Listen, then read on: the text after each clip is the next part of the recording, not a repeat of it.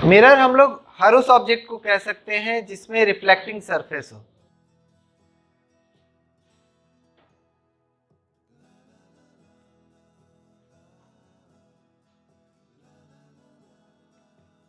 अब on the basis of reflecting surface mirror को दो तरह से बांटा गया, एक प्लेन मिरर, एक स्फेरिकल मिरर। डेफिनेशन अगर कभी लिखना पड़े, बोलना पड़े या समझना हो तो ज्यादा कुछ नहीं है, इसका कीवर्ड यही है। ये मेरा मिरर का पार्ट है, whose reflecting surface is plane। अगर रिफ्लेक्टिंग सरफेस प्लेन है तो प्लेन मिरर, अगर रिफ्लेक्टिंग सरफेस स्फेरिकल है, whose reflecting surface is spherical।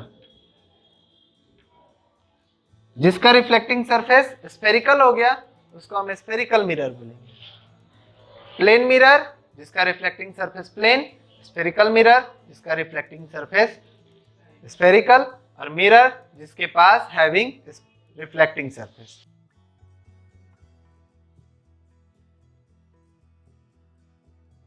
Spherical mirror जो है इसको हम लोग बोलते हैं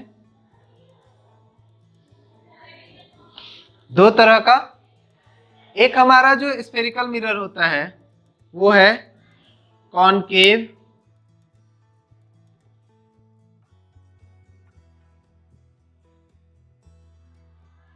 और एक हमारा होता है कॉन्वेक्स।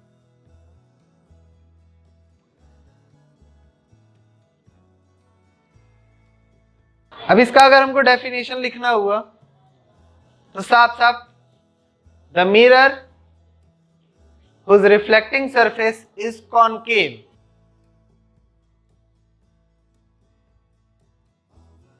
और भी डेफिनेशंस हो सकते हैं, ऐसे नहीं है, लेकिन हम लोगों का सबसे सिंपल डेफिनेशन वही है कि जिसमें हमारा जो नाम है उसी को यूज कर लो। The mirror whose reflecting surface is concave और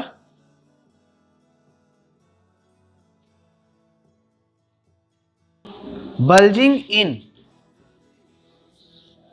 अंदर के तरफ धंसा हुआ।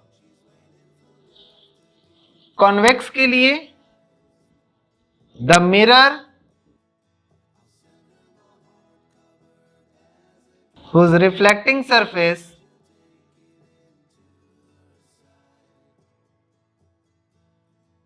is convex और bulging out।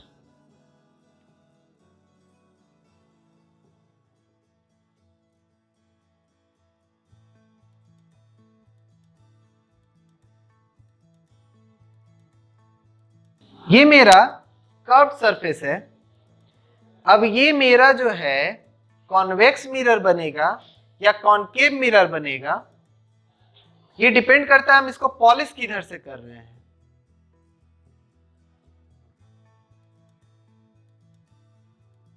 अगर हमने इसे पॉलिश अंदर से कर दिया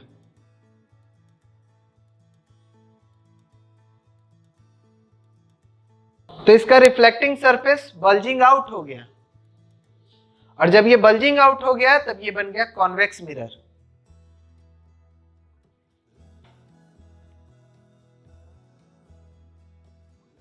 polished surface is bulging in. ये हमारा अंदर से हम बल्जिंग इन वाला पार्ट जो है पॉलिश कर दिए, तो बल्जिंग आउट वाला पार्ट मेरा रिफ्लेक्टिंग हो गया और इससे ये बन गया कॉन्वेक्स।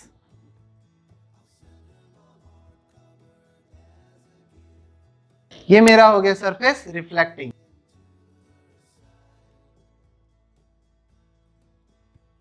सेम शेप, इसको जब पॉलिश करना था तो पॉलिश किधर से कर दिए, बाहर से कर दिए।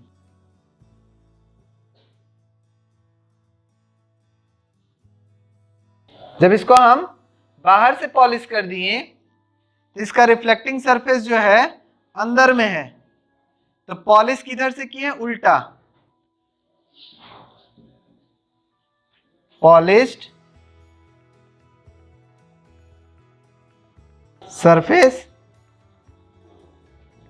बल्जिंग आउट, ये हमारा कहा जाएगा कॉनकेव।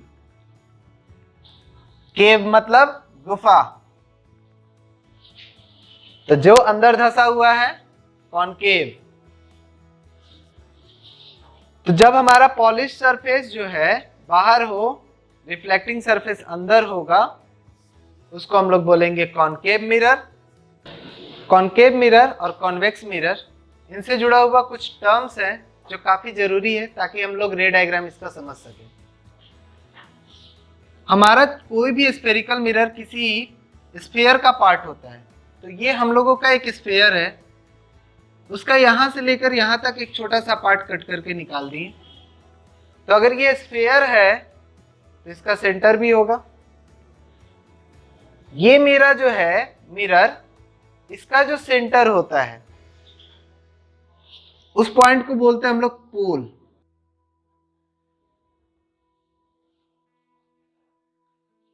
पोल और सेंटर ऑफ द स्फीयर, इसको मिलाने वाले जो इमेजिनरी लाइन है उसको बोलते हैं प्रिंसिपल एक्सिस।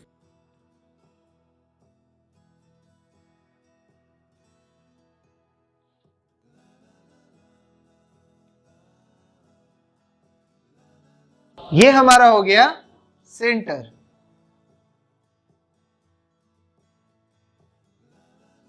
सेंटर और पोल को मिलाने वाले इमेजिनरी एक्सिस को बोलते हैं प्रिंसिपल एक्सिस। ये हमारा रियल लाइन नहीं होता, रियल एक्सिस नहीं होता, पर फिर भी हम लोग इसको कंप्लीट लाइन से बनाते हैं, दिक्कत नहीं है। बनाना चाहिए था डॉटेड से, पर हम लोग बनाते हैं कंप्लीट लाइन से, कोई दिक्कत नहीं, इश्यू नहीं है। तो हमारा पोल और सेंटर को मिलाने वाले लाइन को कहते हैं प्रिंसिपल एक्सिस। इसको कहेंगे हम लोग पोल।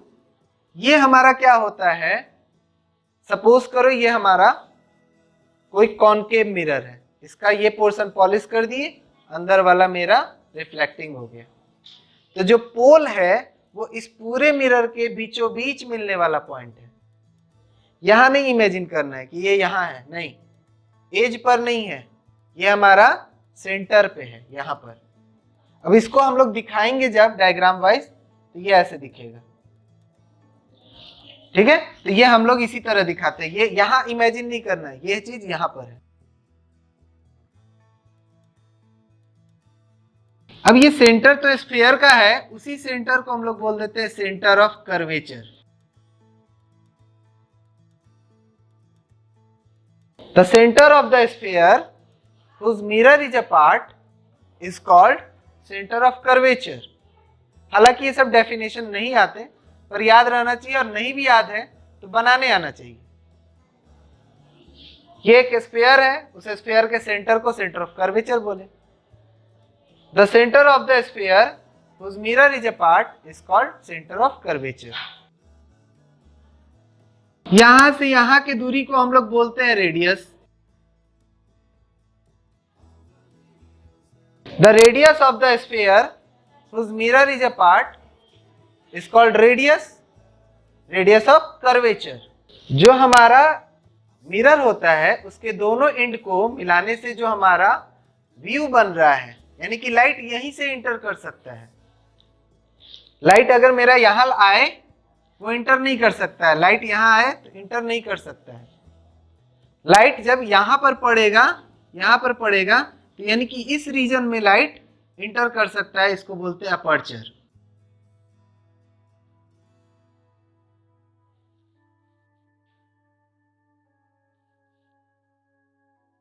जिस पॉइंट पर हमारा पैरेलल लाइट रेज, जिस पॉइंट पर हमारा parallel light rays parallel to the principal axis intersect करता है, उस पॉइंट को बोलते हैं फोकस। फोकस जनरली हम लोग सेंटर और पोल के बीच में देते हैं। Focus not perfectly but is the mid point of pole and centre. उसका मिड पॉइंट है, आधा आधा। ठीक है। फोकस से पोल के बीच की दूरी को हम लोग बोलते हैं focal length.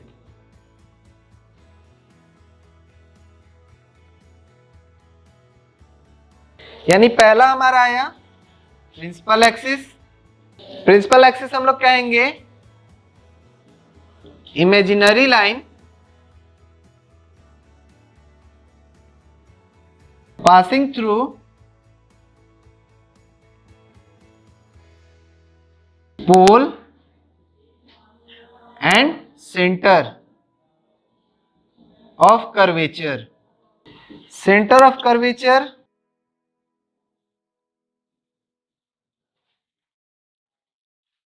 center of sphere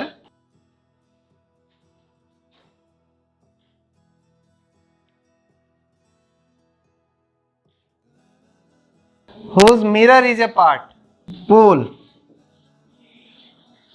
centre of mirror, mirror के सेंटर को पोल बोलते हैं। अपर्चर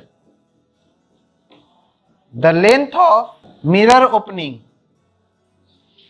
मिरर जितना खुला हुआ है उसके लेंथ को हम लोग अपर्चर कहते हैं। Radius of curvature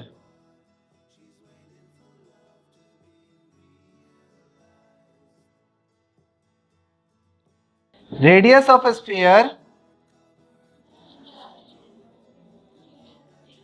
whose mirror is a part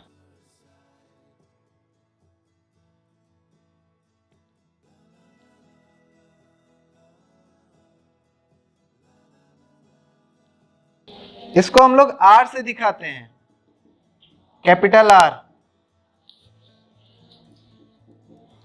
focus the point on principal axis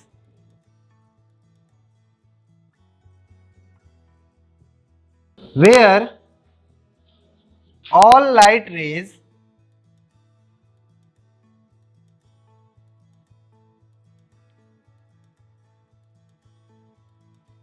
parallel to principal axis intersect after reflection through mirror।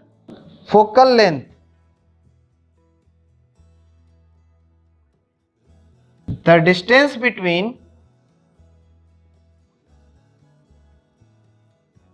focus and pole। इसको हम लोग स्मॉल एफ से दिखाते हैं। फोकस को हम लोग कैपिटल एफ से दिखाते हैं। सेंटर ऑफ कर्वेचर को सी से दिखाते हैं। अब अगर हम लोग कॉन्वेक्स मिरर में देखें तो कॉन्वेक्स मिरर में ये हमारा हो जाएगा सी, सेंटर ऑफ कर्वेचर। ये हो जाएगा पॉइंट पी, पोल। पोल को हम लोग पी से दिखाते हैं। यहां से यहां हमारा हो गया radius of curvature. Common concept है रेडियस। बीच में एक पॉइंट होगा जिसको हम लोग बोलेंगे फोकस। पोल से फोकस के बीच की दूरी को बोलेंगे एफ, फोकल लेंथ। तो इसमें समझना ये था कि कॉनकेव और कॉन्वेक्स में कॉनकेव का फोकस किधर होगा, सेंटर किधर होगा, और कॉन्वेक्स का फोकस किधर होगा, सेंटर किधर होगा। इस चीज को ध्यान में रखना है। कॉनकेव का जो फोकस है और सेंटर है वो मेरा बल्जिंग साइड में नहीं है, बल्जिंग इन साइड में है। लेकिन इसमें जो हमारा है इसमें भी हमारा बल्जिंग इन साइड में है। ठीक है। लेकिन अपोजिट देख रहे हो, इसमें पॉलिश सरफेस अपोजिट है। इस केस में ऑब्जेक्ट यहाँ पे रख सकते हैं, लेकिन इस केस में ऑब्जेक्ट यहाँ नहीं रख सकते। ऑब्जेक्ट यहाँ रखेंगे इसका इमेज ही नहीं बनना है। मिरर के पीछे खड़े हो जाएंगे तो कुछ होगा? कुछ नहीं होगा। मिरर के केस में कॉनकेव मिरर ज्यादा इंपॉर्टेंट हो जाता है, इस पे ज्यादा रे डायग्राम है। कॉन्वेक्स वाले में एक ही जगह पे खड़ा होना है, यहां पर। अब आता है एक प्लेन मिरर। अब ऐसा थोड़ी है कि प्लेन मिरर में प्रिंसिपल एक्सिस नहीं बनेगा, प्लेन मिरर में भी बनेगा। इसका भी सेंटर होगा, इसका भी फोकस होगा। अब ये किसी स्फीयर का पार्ट है नहीं, इसका स्फीयर इनफाइनाइट बड़ा है, इसका स्फीयर इनफाइनाइटली बड़ा है, तो इसका सेंटर भी इनफाइनाइट पे है, इंफिनिटी पे है। ऐसा नहीं है कि इसका सेंटर नहीं है, इसका भी सेंटर होगा, लेकिन इसका सेंटर इंफिनिटी पे है। इसका रेडियस ऑफ कर्वेचर इंफिनिटी है, फोकस भी इंफिनिटी पर है। अब इंफिनिटी का आधा इंफिनिटी, ठीक है। तो अगर इससे पूछा जाए तो इसका पोल मिल जाएगा, इस पे परपेंडिकुलर होना चाहिए। परपेंडिकुलर जो होगा उसी को नॉर्मल बोलेंगे, वही प्रिंसिपल एक्सिस बनेगा। और इसमें अगर पूछा जाए फोकस कितना है, तो focal length infinity, focal length इसका इंफिनिटी है, रेडियस ऑफ कर्वेचर इंफिनिटी है, सेंटर इंफिनिटी पर है, फोकस इंफिनिटी पर है। क्योंकि इसका जो स्फीयर है वो इनफाइनाइटली बड़ा है, बहुत बड़ा है, इनफाइनाइट साइज है उसका। तो ये हम लोगों का some terms related to mirror हो गया, कॉन्वेक्स कॉनकेव। इसका भी अपर्चर यही बनेगा, m डैश। अब इस सारे पर हम लोग जो है रे डायग्राम में जब यूज करेंगे तो सारा आएगा।